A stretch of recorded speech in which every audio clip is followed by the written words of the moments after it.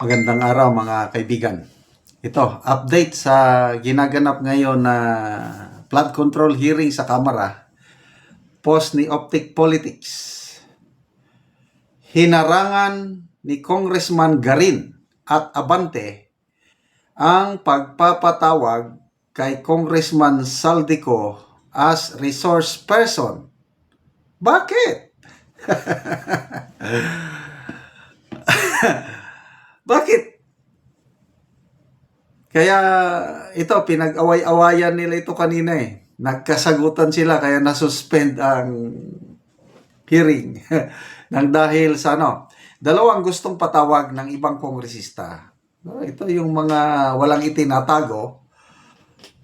Congressman Saldico at Senator Grace Poe. Kasi ang question ngayon is yung pondo ng 2025 na ang daming isiningit. Kaya hinahanap ngayon yung BICAM report, yung small committee report, hinahanap. Kaya ang mga naghahanap dyan, nung una, si Congressman Toby Chanco. Ngayon, kanina, saluduhan natin si Congresswoman Leila de Lima. Isa na rin siya na naghahanap na bakit hindi ilabas yung BICAM report na yan? Para makita natin kung sino talaga ang nagsingit. Sino in charge sa BICAM report? Diba si Congressman Saldico noon, yung Committee on Appropriations Chair, tapos biglang nag-resign due to health reasons, tapos nag-take over si Madam Chair Stella Kimbo. So, yun na. Kung sinasabi ni Congressman Romualdez, Speaker Romualdez, transparency. Pera nyo yan, makialam kayo. Transparency, saan ang transparency lang ngayong 2026? Yung nagdaang 3 taon, 23, 24, 25, nasaan ang transparency? Lalo na itong 2025. Ngayon, mag-imbestiga kayo sa flood control project para ipakita na wala kayong sinasanto. Ang importanteng tawagin as resource person, si Congressman Saldico. Bakit blinak? Ayaw pumayag si Congressman Garin at Abante. Di ba? Ito, magbasa tayo sa mga comments, ha? Ay, nabubuking na sila. Carlos Kita, kilala ko ito. Commander ko ito noon. General Carlos Kita. Sabi niya, baka kasi mabuko yung mga kasama niya sa sindikato. Kaya dapat independent body with legal authority ang mag-investigate. Correct. Kaya, nice move. Saluduhan natin ang move ng Malacanang, Pangulong Marcos Jr. ngayon, na nag-order na ng creation ng independent commission. Diyan na sila. Kakabahan na sila. Lalo na yung balita ni Senator Lacson na inoferan daw ng posisyon o slot sa commission itong si Mayor Benji Magalong. At most likely, tatanggapin ni Mayor Magalong. Nako, lalo silang kakabahan. The mere presence of a respected general. Balitang-balita yung ginawa niya sa Mama Sapano 44 na investigasyon na hindi siya nagpatinag. Mismong presidente nang kumausap sa kanya. Binigyan ng promise na maging PNP chief siya. Basta lang tanggalin ang huwag idamay si late President Noynoy Aquino sa debacle. Hindi siya pumayag. Di baling, hindi ako maging PNP chief. Sabi niya, basta kung anong findings ko, may responsibility, may kinalaman, may failure ang presidente, inilagay niya sa report niya. Ganyan katino ang ating Mayor Magalong. Ngayon, magiging member sa Independent Commission. Patay sila ngayon. Kaya, and now the end is near. And so I face the final curtain.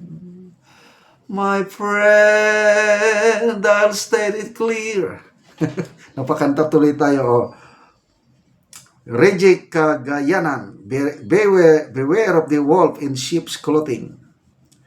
Lim Shiala. Kasi yon ang rule nila, by all means, let's protect the king. Danny Rivera, syempre, protect the Lord of the house. Ay na, Jerome Pama, kailan ba mangyari sa ating yang sa Indonesia, harap-harapan na to? Yun, grabe no, sa Indonesia. Galit na galit ng mga tao sa korupsyon ng mga politiko nila. Ang mga Indonesians, nagalit talaga. May nakita kong Facebook reel, sinunog ang bahay ng isang politiko.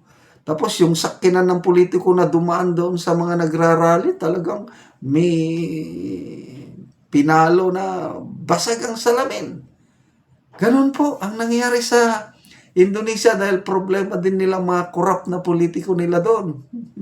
Galit ng mga tao sa atin, parang wala pa, mas civilized tayo, ano lang, social media. Grabe naman tayo sa social media. O, tignan mo, yung pamangkin ni Saldico. O, kawawa. Dinactivate ang kanyang mga social media accounts dahil sa dami ng bashing niya. Nagmamakawa ng tatay na huwag nyo namang idamay ang aking anak, inosente. Tapos, I don't know kung totoo yung post ng mismo Claudine ko. Goodbye Philippines, welcome to USA, paalis na daw. O, nasaan ngayon si Congressman Saldico?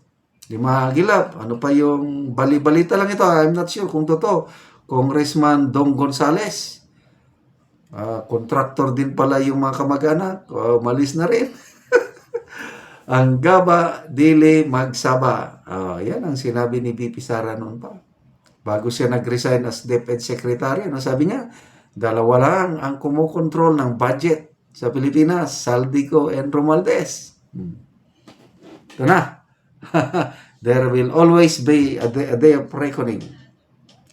Ano ba? Al Concept, Oroset, it's very obvious it will open the can full of worms. Kaya, pati nga si Mayor Magalong, tinanong kanina nag-raise ng point, nagtanong si Congressman Toby Chanco, bakit hindi natin imbitahin si Mayor Magalong? Willing siya. Later on na lang.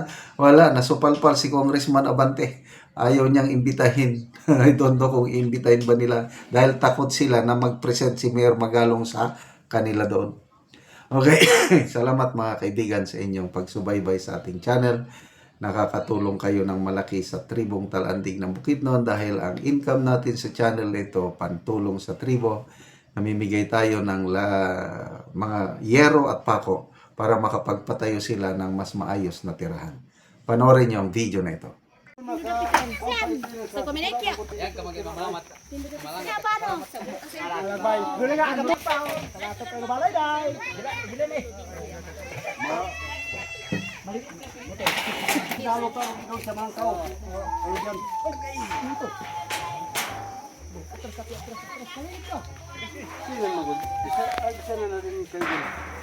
Pwede na talok.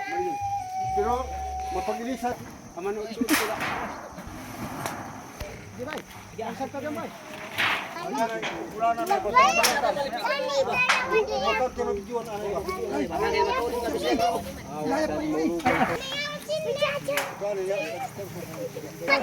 Ay, katag serious.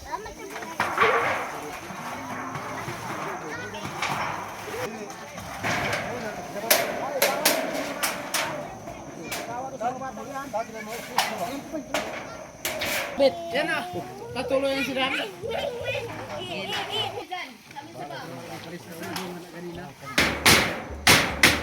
Napiko pa sa langsang ko ba? Bali na kung may ganyan na daw. Sige.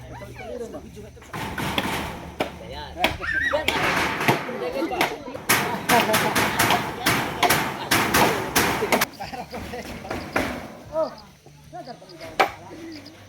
Og karon nindot na gid kayo ang ilang balay. So nakabalay na gid ka. Kawalan na gid ko. Nindot na gid kayo oh. Salamat gid ko sa Ginoong Oh. nasa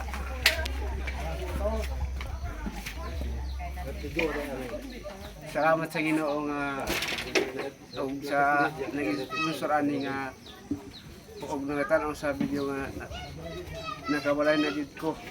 Oh. Salamat pod kayo.